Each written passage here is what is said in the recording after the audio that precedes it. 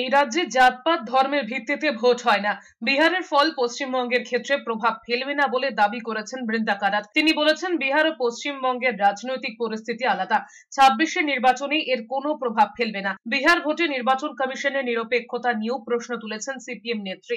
শুক্রবার বিহারের বিধানসভা ভোটে এনডিএ ভালো ফল করতেই বিজেপি নেতারা 26-এর নির্বাচনে বাংলা দখলের হুঙ্কার দিতে শুরু করেছেন। সেই প্রসঙ্গে বৃন্দা কারাত বলেছেন, বিহারের ফল দেখিয়ে বিজেপি এ রাজ্যেও সাধারণ মানুষের ওপর চাপ সৃষ্টি করে জাতপাত ধর্মের ভিত্তিতে রাজনীতি করতে চাইছে, কিন্তু বাংলার মানুষ এই রাজনীতিতে বিশ্বাস করেন না।